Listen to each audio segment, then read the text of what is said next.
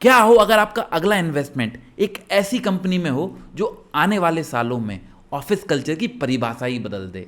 जी हाँ दोस्तों, हम बात कर रहे हैं इंडिक्यू की, जो ला रहे हैं इस हफ्ते अपना आईपीओ। तो क्या ये आईपीओ देगा शानदार रिटर्न या इसमें छिपे हैं रिस्क के बादल? वीडियो को अंत तक जरूर देखिए क्योंकि हम करेंगे सच उजागर। तो अगर make money with money channel पर नए हैं तो चैनल को तुरंत सब्सक्राइब कर दीजिए और बेल आइकन पर क्लिक कर दीजिए, जिससे कि आपको सारे नोटिफिकेशन और अपडेट आते रहें। तो चलिए स्टार्ट करते हैं ये वीडियो। तो सबसे पहले बात करते हैं कंपनी करती क्या है। एक कंपनी इनकॉर्पोरेट हुई थी आज से 10 साल पहले 2015 में, और ये tech enabled sustainable workspace solution provide करते हैं। इनके पास 115 से भी ज़्यादा सेंटर हैं अक्रॉस 15 सिटीज़, जहां पर 8.4 मिलियन स्क्वायर फीट का एरिया और लगभग 1,86,000 सीट्स अवेलेबल हैं। इनका फोकस है स्केलेबल और ग्रीन वर्कस्पेस बनाने में, और ये अपने एंटरप्राइजेस को कैपिटल एफिशिएंट और डिमांड ड्रिवन मॉडल सर्व करते हैं। तो ये तो हो गई कंपनी के बारे में बात। अब बात करते हैं आईपीओ के बारे में। तो इस आईपीओ में आप 23 जुलाई से लेकर 25 जुलाई के शाम के 5 बजे तक अप्लाई कर सकते हैं। आईपीओ का जो साइज है वो है लगभग 700 करोड़, और अगर हम इसमें बात करें तो ऑफर फॉर सेल है लगभग 50 करोड़ यानी कि 7.14%, और फ्रेश इशू है 650 करोड़ के आसपास। तो शेयर का कट ऑफ प्राइस है 237 रुपीज़, और अगर आपको एक लॉट में अप्लाई करना है कट ऑफ प्राइस पे तो आपको 14,931 रुपये इन्वेस्ट करने पड़ेंगे। इसमें जो रिटेल शेयर का जो कोटा है वो है 10% केवल, यानी कि सिर्फ 70 करोड़। और अगर हम बात करें इसमें कोई शेयर होल्डर कोटा है तो इसमें कोई शेयर होल्डर कोटा नहीं है। और अगर आप स्मॉल एचएनआई कैटेगरी में इन्वेस्ट करना चाहते हैं तो आपको मिनिमम 14 लॉट लेने पड़ेंगे, और उसको आपको लगभग 2,09,034 रुपये इन्वेस्ट करने पड़ेंगे। अब सबसे इंपॉर्टेंट बात, क्या इसमें एंकर पोर्शन साइज है? जी हाँ बिल्कुल, इसमें एंकर पोर्शन साइज है लगभग 315 करोड़। एंकर पोर्शन साइज का मतलब ये है कि कोई बड़े इन्वेस्टर जैसे कि म्यूचुअल फंड हो गए या इंश्योरेंस कंपनी हो गई, जिन्होंने ठीक आईपीओ के पहले इस कंपनी में इन्वेस्ट किया है। देखिए हमेशा याद रखिए, जब कभी कोई एंकर इन्वेस्टर आईपीओ जस्ट पहले इन्वेस्ट कर रहा है तो चांसेस आर वेरी हाई कि कंपनी एक स्ट्रॉन्ग लिस्टिंग शो कर सकती है, और कंपनी की डिमांड हाई है, ये भी एक इंडिकेशन बनता है। लेकिन केवल इसके बेसिस पे हमें इन्वेस्ट नहीं करना चाहिए, ठीक है। तो अब बात करते हैं, अगर आपने इस आईपीओ में अप्लाई किया तो आपको कब तक कंफर्म हो जाएगा कि आपको इस आईपीओ में लॉट्स मिले या नहीं? तो 28 जुलाई तक आपको कंफर्म हो जाएगा कि आपको लॉट मिले हैं या नहीं, और 30 जुलाई को होगी टेंटेटिवली इस शेयर की मार्केट में लिस्टिंग। तो ये तो हो गई आईपीओ के बारे में बात। अब बात करते हैं कि कंपनी के फंडामेंटल और वैल्यूएशन कैसी है, ये तो देखना जरूरी है क्योंकि बिना उसके तो हम इन्वेस्ट कभी करते ही नहीं है। तो चलिए पहले देखते हैं कंपनी के फंडामेंटल्स। तो अगर 2023 में देखें हम तो कंपनी ने लगभग 601 करोड़ का रेवेन्यू किया, जिसमें उनका एबिडा था 258 करोड़, लेकिन लॉसेस लगभग 200 करोड़ के लॉसेस में थे। 2024 में देखें अगर तो 867 करोड़ का रेवेन्यू है। रेवेन्यू तो बढ़ा, एबिडा 263 है जो बहुत ज़्यादा नहीं बढ़ा, लेकिन लॉसेस बहुत ज़्यादा बढ़ गए, -341 करोड़। अब हम बात करें अगर मार्च 2025 की तो रेवेन्यू 1000 करोड़ से ऊपर क्रॉस कर चुका है, और एबिडा भी इनका 660 करोड़ का है, लेकिन कंपनी प्रॉफिटेबल हो गई है लगभग 140 करोड़। तो इस साल ही कंपनी प्रॉफिट में आई है और उन्होंने तुरंत अपना आईपीओ निकाल दिया।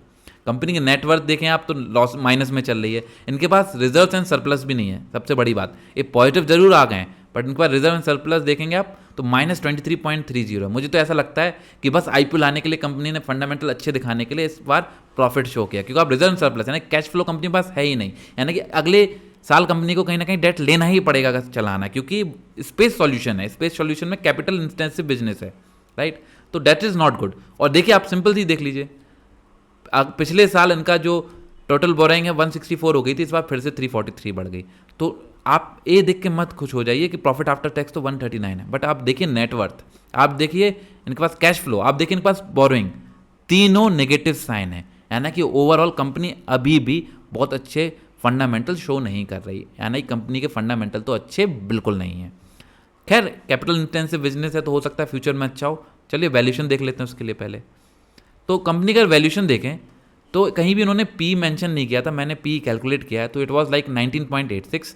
अगर इनके पीयर से कंपेयर करें, जैसे AWFIS स्पेस सॉल्यूशन है तो उनका पी तो है 66, तो उनके कंपेरिजन में तो उसका पी अच्छा है। और अगर अर्निंग पर शेयर देखें तो इनका 8.59 और जो उनकी कॉम्पिटिटर है उसका 9.67।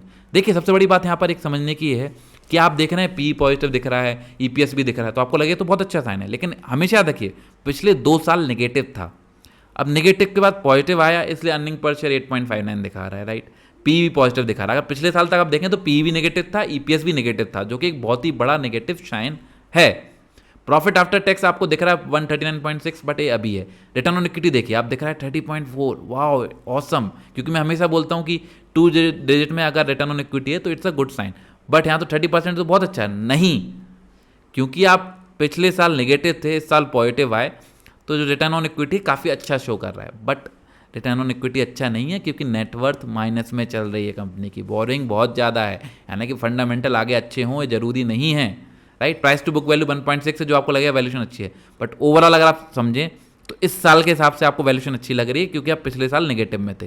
बट ओवरऑल ना तो कंपनी की पी रेशियो से हम यहाँ जस्टिफाई कर सकते हैं, ना अर्निंग पर शेयर से। इसलिए हम बोलते हैं केवल पी और ईपीएस के बेसिस पे जस्टिफाई मत कर लें कि वैल्यूशन अच्छी है पूरी, उसके पिछले साल का भी रिकॉर्ड चेक करें। तो ओवरऑल मुझे ना तो कंपनी की वैल्यूशन अच्छी लग रही है, ना फंडामेंटल अच्छे लग रहे हैं। चलिए अब देखते हैं कंपनी की स्ट्रेंथ क्या है, कि मैं अगर मान लीजिए कंपनी फ्यूचर में ग्रोथ दिखा रही है, क्योंकि ये कैपिटल इंटेंसिव बिजनेस है, हो सकता है अभी ये अच्छा परफॉर्म नहीं कर रहे हैं, लेकिन फ्यूचर में ये हो सकता है जब लगातार जो इन्होंने ऑलरेडी वर्क स्पेस बना रखे हैं, 115 सेंटर हैं, वहाँ पर रिकरिंग रेवेन्यू जनरेट होगा, उसके बाद शायद ये बेटर कर सकें। अभी ये ग्रोथ फेज में, इसलिए शायद इनके फंडामेंटल नहीं दिखा रहे हैं। तो उसके लिए पहले देखना पड़ेगा कंपनी की स्ट्रेंथ और वीकनेसेस। तो चलिए देखते हैं कंपनी की स्ट्रेंथ और वीकनेस क्या है। तो जो मैं बोल रहा था, कंपनी ग्रोथ मुझे अच्छी दिख रही है, क्योंकि अगर आप देखें तो उनके ऊपर 100 से ज़्यादा सेंटर हैं और 1,86,000 से ज़्यादा सीट्स हैं। तो रिकरिंग रेवेन्यू अच्छा होगा और हो सकता है फ्यूचर में इनके फाइनेंशियल अच्छे हों, बट मुझे मिड टर्म में नहीं दिख रहा है, लॉन्ग टर्म में भी अच्छे हो सकते हैं, क्योंकि अभी इनको और ग्रो करना बहुत ज़रूरी है। ये कहीं ना कहीं sustainable work space solution provide कर रहे हैं, राइट, डिमांड ड्रिवन सॉल्यूशन हैं।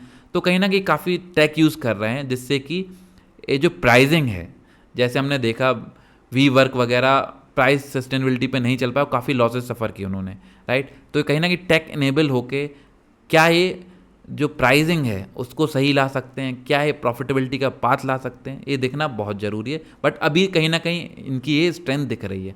और सबसे बड़ी बात, इनके जो लीडर्स हैं वो काफ़ी एक्सपीरियंस्ड हैं। हम बात कर रहे हैं बेस्ट ब्रिज कैपिटल की और आशीष गुप्ता की, जिन्होंने इस कंपनी में इन्वेस्ट किया है।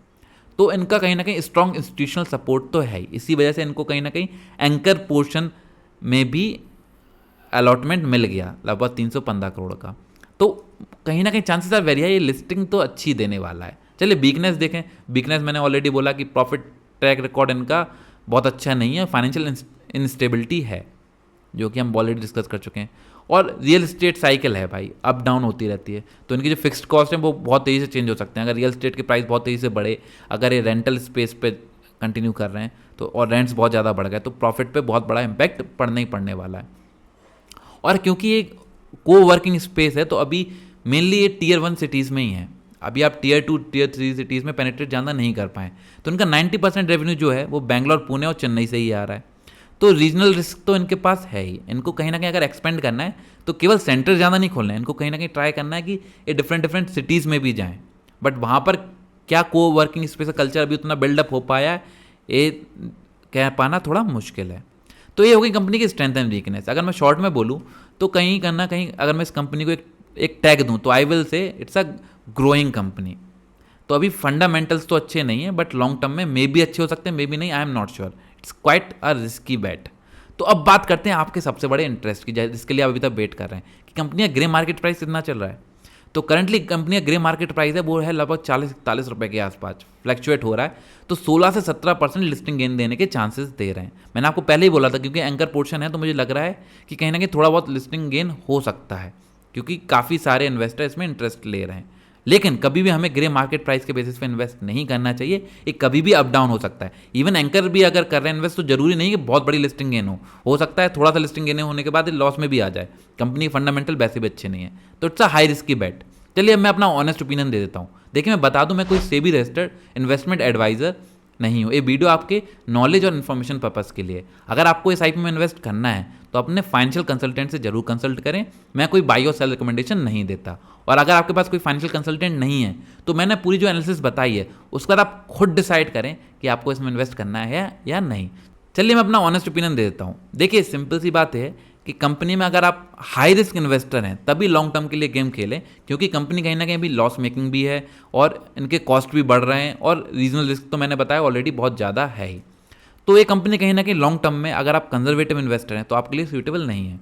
तो आप दो चीज़ कर सकते हैं, या तो आप इस कंपनी से पूरी तरह से दूर रहें या लिस्टिंग गेन के लिए इसमें इन्वेस्ट करें, लेकिन तुरंत उससे बाहर निकल जाएं। इसमें लॉन्ग टर्म में सिर्फ हाई रिस्क इन्वेस्टर ही बने, क्योंकि ये आर या पार वाला गेम है। हो सकता है ये बहुत अच्छे रिटर्न दे, या हो सकता है ये आपको सालों तक आप इसमें निगेटिव ही रहें, राइट। बट ये मेरा ही ओपिनियन है, आप अपनी एनालिसिस खुद करके डिसाइड करिए आपको क्या करना है। तो अगर वीडियो अच्छी लगी तो चैनल को लाइक कर दीजिए, सब्सक्राइब कर दीजिए और अपने दोस्तों के साथ ये वीडियो शेयर करिए, जिससे वो भी इस नॉलेज का फ़ायदा उठा सकें और पैसे कमा सकें। तो चलिए मिलते हैं अगले वीडियो में। धन्यवाद।